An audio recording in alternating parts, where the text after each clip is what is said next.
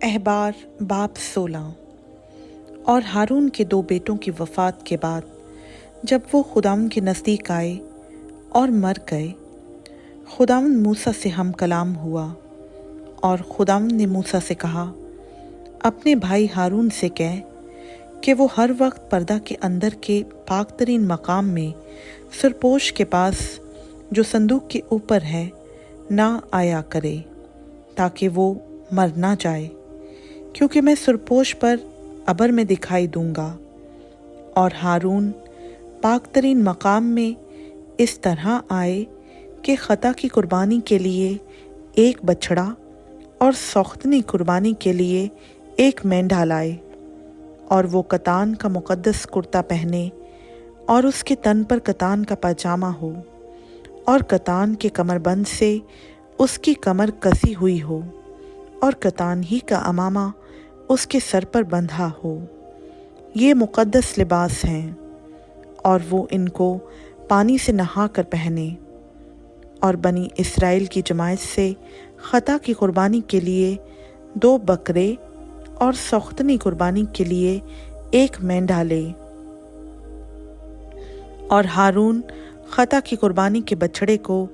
جو اس کی طرف سے ہے گزران کر اپنے اور اپنے گھر کے لیے کفارہ دے، پھر ان دونوں بکروں کو لے کر ان کو خیمہ اجتماع کے دروازہ پر خداوند کے حضور کھڑا کرے۔ اور ہارون ان دونوں بکروں پر چٹھیاں ڈالے، 1 چٹھی خداوند کے لیے اور دوسری عزازیل کے لیے ہو، اور جس بکرے پر خداوند کے نام کی چٹھی نکلے اسے ہارون لے کر خطا کی قربانی کے لیے چڑھائے، لیکن جس بکرے پر عزازیل کے نام کی چٹھی نکلے وہ خداوند کے حضور زندہ کھڑا کیا جائے، تاکہ اس سے کفارہ دیا جائے، اور وہ عزازیل کے لیے بیابان میں چھوڑ دیا جائے۔ اور ہارون خطا کی قربانی کے بچڑے کو جو اس کی طرف سے ہے آگے لا کر اپنے اور اپنے گھر کے لیے کفارہ دے، اور اس بچڑے کو جو اس کی طرف سے خطا کی قربانی کے لیے ہے ذبح کرے، اور وہ 1 بخور دان کو لے جس میں خداوند کے مذبح پر کی آگ کے انگارے بھرے ہوں، اور اپنی مٹھیاں باریک خوشبودار بخور سے بھر لے، اور اسے پردہ کے اندر لائے، اور اس بخور کو خداوند کے حضور آگ میں ڈالے، تاکہ بخور کا دھواں سرپوش کو جو شہادت کے صندوق کے اوپر ہے چھپا لے کہ وہ ہلاک نہ ہو۔ پھر وہ اس بچڑے کا کچھ خون لے کر اسے اپنی انگلی سے مشرق کی طرف سرپوش کے اوپر چھڑکے، اور سرپوش کے آگے بھی کچھ خون اپنی انگلی سے 7 بار چھڑکے۔ پھر وہ خطا کی قربانی کے اس بکرے کو ذبح کرے جو جماعت کی طرف سے ہے، اور اس کے خون کو پردہ کے اندر لا کر جو کچھ اس نے بچڑے کے خون سے کیا تھا وہی اس سے بھی کرے، اور اسے سرپوش کے اوپر اور اس کے سامنے چھڑکے، اور بنی اسرائیل کی ساری نجاستوں اور گناہوں اور خطاؤں کے سبب سے پاک ترین مقام کے لیے کفارہ دے، اور ایسا ہی وہ خیمہ اجتماع کے لیے بھی کرے جو ان کے ساتھ ان کی نجاستوں کے درمیان رہتا ہے۔ اور جب وہ کفارہ دینے کو پاک ترین مقام کے اندر جائے تو جب تک وہ اپنے اور اپنے گھرانے اور بنی اسرائیل کی ساری جماعت کے لیے کفارہ دے کر باہر نہ آ جائے، اس وقت تک کوئی آدمی خیمہ اجتماع کے اندر نہ رہے۔ پھر وہ نکل کر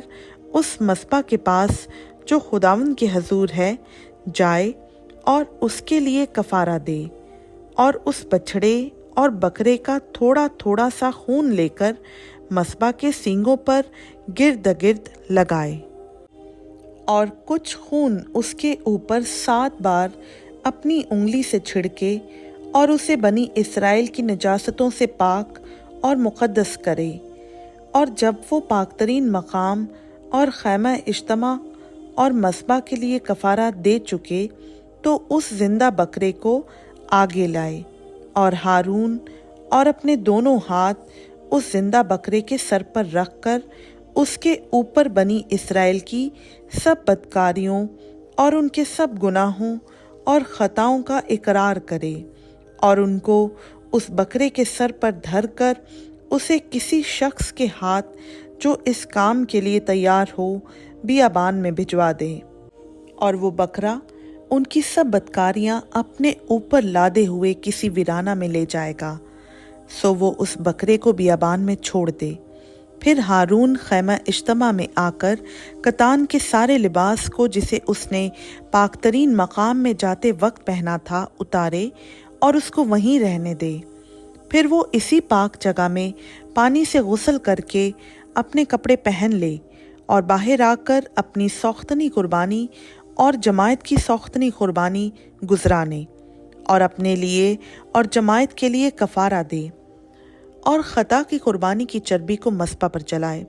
और जो आदमी बकरे को अज़ाज़ेल के लिए छोड़ कर आए वो अपने कपड़े धोए और पानी से नहाए। इसके बाद वो लश्करगाह में दाखिल हो और ख़ता की कुर्बानी के बछड़े को और ख़ता की कुर्बानी के बकरे को जिनका खून पाकतरीन मकाम में कफ़ारा के लिए पहुँचाया जाए उनको वो लश्करगाह से बाहर ले जाएं और उनकी खाल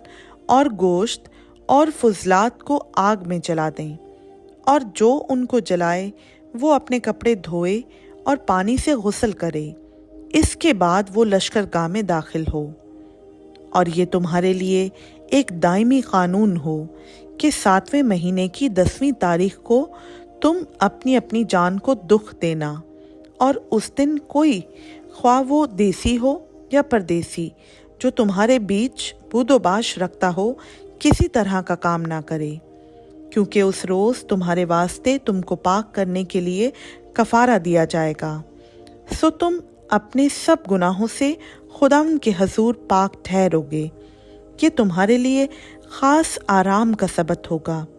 तुम उस दिन अपनी अपनी जान को दुख देना, ये दायमी कानून है। और जो अपने बाप की जगह काहिन होने के लिए मसा और मखसूस किया जाए वो काहिन कफ़ारा दिया करे, यानी कतान के मुक़द्दस लिबास को पहनकर वो मक़दस के लिए कफ़ारा दे और खैमा इज्तिमा और मस्बा के लिए कफ़ारा दे और काहिनों और जमायत के सब लोगों के लिए कफ़ारा दे। सो ये तुम्हारे लिए एक दायमी कानून हो कि तुम बनी इस्राएल के वास्ते साल में एक दफ़ा उनके सब गुनाहों का कफ़ारा दो। और उसने जैसा खुदावंद ने मूसा को हुक्म दिया था वैसा ही किया। खुदावंद का पाक कलाम का पढ़ा, सुना, समझा और कबूल किया जाना हम सबों के लिए बाइस से बरकत हो। आमीन।